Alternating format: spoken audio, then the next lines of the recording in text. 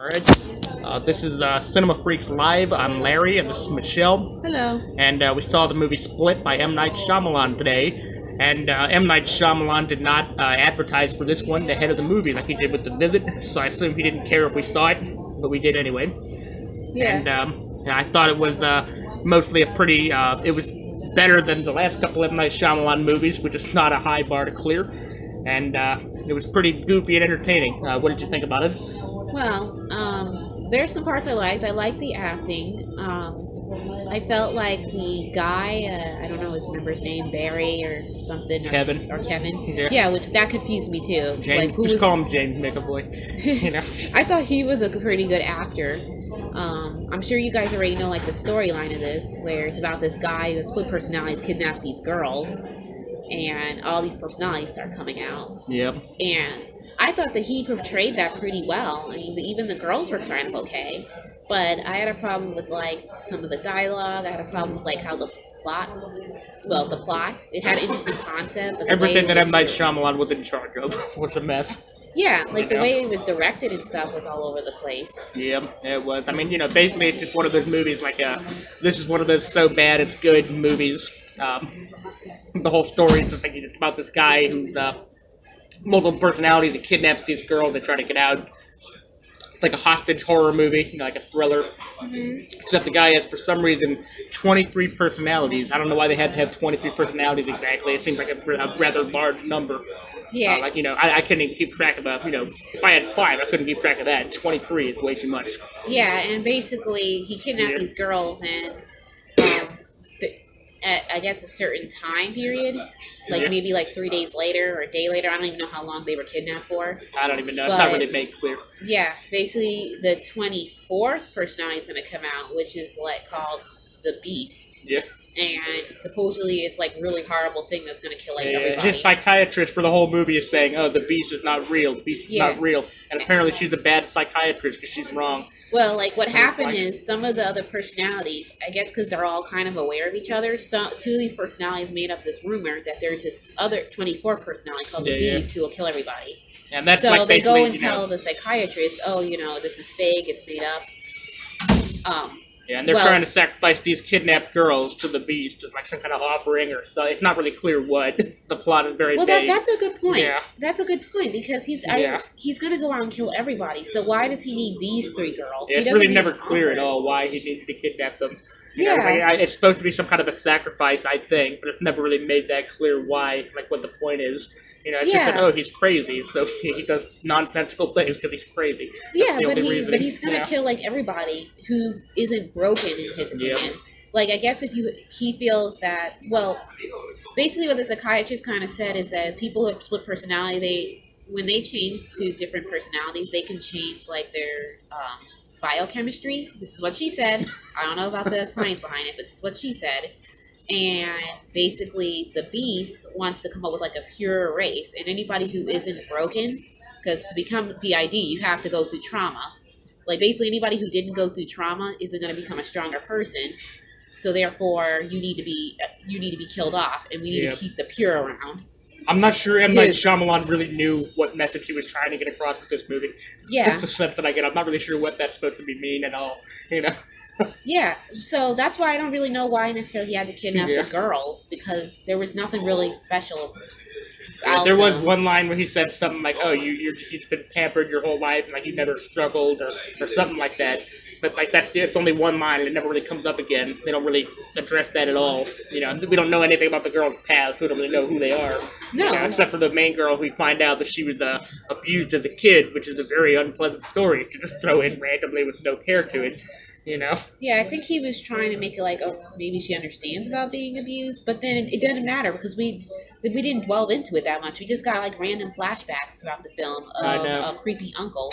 Yeah. I think all the problems that M. Night Shyamalan constantly has show up in this movie over and over again. The directing is just kind of weird. It's close-ups on people's faces all the time, like you were saying. There's like, he constantly has these nonsensical, rambling dialogues that don't go anywhere. He's trying to seem like folksy and relatable, but it's not. It's just kind of random and boring. There's just so many scenes early on in the first 2 acts that are just dull because they have this rambling dialogue. You know, which they could have cut down a little bit. yeah, it was Yeah, close you know, to 2 hours, so it's pretty long. Yeah, you know? they could have cut down on some of the dialogue and added more backstory. Like, I didn't find the girls interesting at all. Like, even the girl who was abused, I didn't find her interesting. Yeah, It just they kind of weren't felt... they weren't that great. I mean, I didn't really expect much from M Night Shyamalan movies. So I thought they were better than you did because I expected so little. But Like, I yeah. was more interested in the main character. Maybe it's because he was, like, a really good actor and I wanted to know why he had the ID. And, you know, they kind of just mentioned he was abused too, but it's not like we got, like, a full, in-depth description. Or all you got was something. one random scene at the end of, like, his mother reaching under the bed with a coat hanger screaming at him, which is very vague, you know? Yeah. And it's like, you know, like they try to form these, like, they're trying to build character here a little bit, but it just doesn't work. And the story, I will say that the story is entertaining for how ridiculous and nonsensical it is and how fast-paced it is. I was never bored watching this movie. Yeah. But it just didn't really, you know, it didn't really come together as a story. It was just a bunch of rambling nonsense. That's what, you know, it just felt like M. Night Shyamalan was just, you know, just like frothing at the mouth like a crazy person, just throwing all this at us, you know? Yeah. So, like, what we mean by that is basically, like, they have the plot and everything. Like, basically kidnaps these girls, but the scenes are kind of, like, a little randomly jumbled a little bit. Like, we spend a lot more time on certain scenes that I don't think are that important, or we get the point, but not enough time on, like, the backstory of this character, or, you know, developing the girl's personality. Yeah. Like, we have scenes of, like, him and the psychiatrist talking to each other in these sessions, and him being, like, the villain, I guess, to show that I guess, one of his personalities has been emailing the psychiatrist to let her know something is going on. Yeah, let right. her know something's going on. And so she does kind of catch on, okay, something's off with this guy.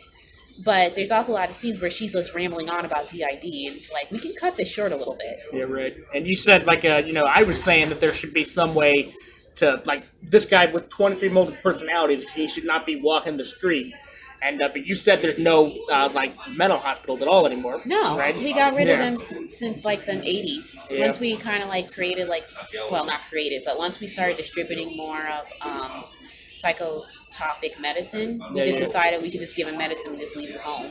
I actually didn't really know that. I knew that we had less of them. I thought we still had some kind of facility you could take it to, though. We have hospitals, but I mean that's a hospital and nursing homes. Which isn't really a psychiatric ward. It's just basically all these other institutions just kind of took on this population.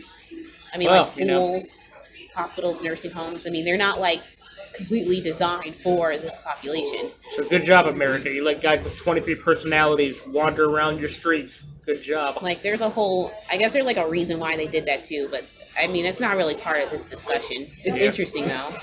I just think it's interesting to explore this stuff, you know. But you are right, though. With 23 personalities, and this guy having absolutely no control over them just popping out of the blue and taking over, it's very unlikely taking this man... light. Yeah, taking the light. Say.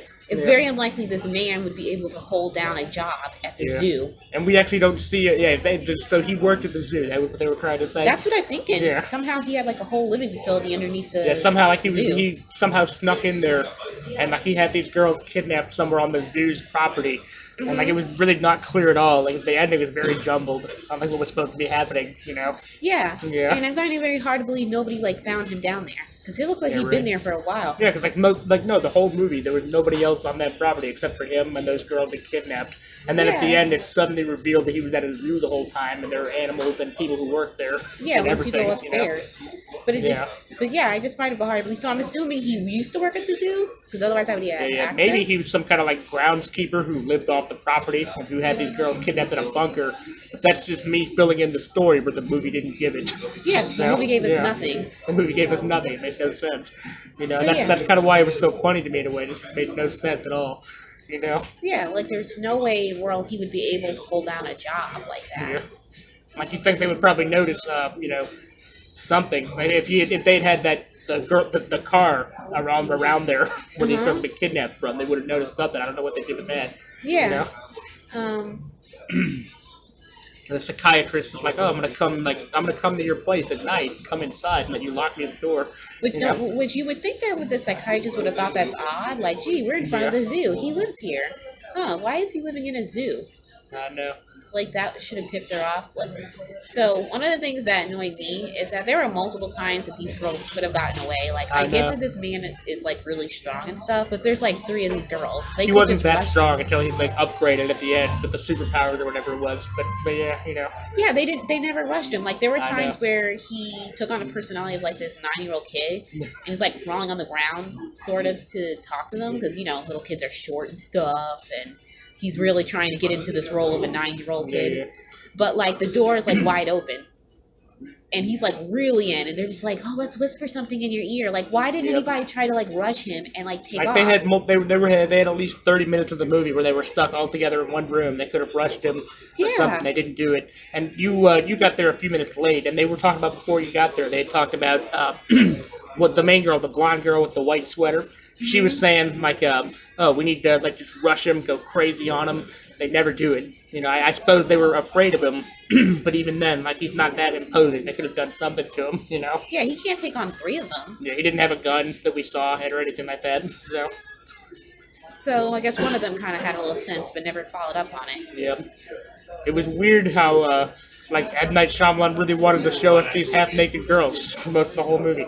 Yeah, and you made a good point. Yeah. Why is it like they kept taking off the shirts and pants? And like the one guy, it's because the one guy is like a neat freak. And he was like, oh, like he didn't want them to have any dirt or whatever on their clothes, so he made them change clothes. But the one girl, he kept giving new shirts. The other 2, he just left half naked for no reason. Yeah, that was weird. Yeah. Yeah, which I guess played a role later because the Beast, when he was chasing her, he found out she had scars on her shirt. But I mean, still, it's really weird. Like, you're right. I didn't think of that. That's a really stupid, contrived reason they kept giving her new shirts. Yeah, so it wouldn't be revealed that she was abused. But I mean, we figured that out. Like, during the flashbacks, her uncle is like, they're going she goes hunting with her uncle and dad in the woods. Right. And the uncle is just acting so weird. Like, this is way in the past when I guess she's like, I don't know, 6 years old. Yeah, something like that, yeah. And she's abusing the kid. Yeah, and the uncle is like acting so creepy. Like, there's a part where, I don't know where dad is, maybe somewhere else. He died, I think, they revealed. No, not in that flashback. I think dad was on... Yeah, he died later, that's the thing, yeah. But not during that flashback, he's somewhere else. And the uncle is like, here, come over here. Let's go play in the woods. Let's pretend I'm an animal and you're the hunter. And, like, he's, like, sitting down, Nick kind of in his underwear, somewhere out in the middle of the woods. Yep. And he's like, come over here. Like, that doesn't send off, like, pedos. I know, yeah. It was very creepy. It was pointless. They didn't elaborate on that or have any point to it at all. Yeah, like, and then it reveals later that her real dad, like, I guess later on, a couple years later or something, her real dad dies and uncle decides to take... which is a horribly depressing turn for an M. Night Shyamalan film. Yeah. You know? But no, like, going back to what I was saying, I didn't realize that until you just brought that up, that the only reason they kept having new shirts was because they didn't want to reveal the scars thing. That's ridiculous. That's so contrived, you know? Yeah, like, it saves her life, but it's so stupid. Just have them wear the same shirt the whole movie then. That's ridiculous, you know? It was pointless. Yeah. Yeah. So, it wasn't really put together that well. Yeah, the whole thing is just so silly. I would have preferred it if, like, the main character had DID herself. Like, maybe she was abused and also has DID. Because that would have been a better twist. That's what we thought would happen. We thought she would have multiple personalities, too, or something, but that wasn't what it was. Yeah. I mean, I'm sure you guys all want to know what the twist is, so... We're going to give you a 5-second pause if you don't want to know what the twist is to this movie, if you really want to see this movie. 1, 2, 3... 4. Alright, we're going to tell you the twist now. The twist is that this movie took place in the same universe as Unbreakable, the superhero movie that M. Night Shyamalan made like 20 years ago. Yep. Wow, shocking, isn't it? I know, yeah. What an amazing twist. It's not really a real twist, though. Like, it's not a twist if all you're doing is holding back information from the movie's world. That's not a twist. That's just that you didn't tell us the whole story. That's not the thing, you're just expanding the universe. Like, a twist is something that we never would have been able to guess. This is just something like, oh, you forgot to tell us one fact about the movie. That's not really a real twist, you know? Yeah. I mean, you could totally not watch Unbreakable and you still would be fine. I know, yeah. It would still make about as much sense, which is none. Yeah. The whole thing, yeah. So, I guess he's going to be a villain too, as well as his character? I guess so. Yeah. No, like, sound effects. Yeah. No, we're doing this in a coffee shop. We're trying a new thing. Yeah. But, no, what was I going to say? It's like if J.K. Rowling had made a new book and then revealed like, oh, the ending twist is that it's a Harry Potter book. You just didn't know it the whole time, you know. But that's not. It's very lazy. Like all you're doing is just basically stroking your own ego at that point, you know. If that gets back down to the twist. Yeah, know? It's not really much of a twist. As far as I consider it, I mean, I guess that's all I had a problem with. Yeah, no, I mean, it was better than The Visit, but that's not really saying anything. So. Yeah, he's got to do something about his writing. Because it's like he has good, interesting concepts, but then he messes it up with the directing. The dialogue is just always so stilted. The lines are just kind of crap. You know, the most of it is kind of pointless dialogue. I will say this was an entertaining movie. I'd recommend it if you want something just dumb fun to just watch for silly reasons. But it was not. It wasn't great. It wasn't bad. It was so bad it was funny. That's my prognosis, I guess. But yes, it was funny to see this guy like flipping and flopping back and forth between personalities, which we didn't get to see. Like you're right, we didn't get to see all of them either. So I assume what happens after this is that this guy takes over the world and becomes the God Emperor of the universe because he's so powerful. Not if Bruce Willis can stop it. Yeah, Bruce Willis is Mr. Glass. He was a shitty superhero to begin with. No, Mr. Glass was the villain. That was that Samuel L. Jackson's character? Yeah. Oh yeah, I forgot. Whatever. I don't know. It's been a while since I've seen that. Bruce Willis, I don't even know if he had a name. I forgot. He had some power though. What was his power in that movie? Super strength. Oh yeah. He could probably do something then. Which, yeah. I am glad that they managed to. M. Night Shyamalan saved up money from his piggy bank to pay Bruce Willis to be in a movie again after 20 years. You know, he's like, all right, yeah, we finally got you again. You know, and like, yeah. Now he just needs to pay more, and then he can have a third film in this trilogy in 20 more years. You know. Yeah. What a very Bruce Willis feeling on his deathbed.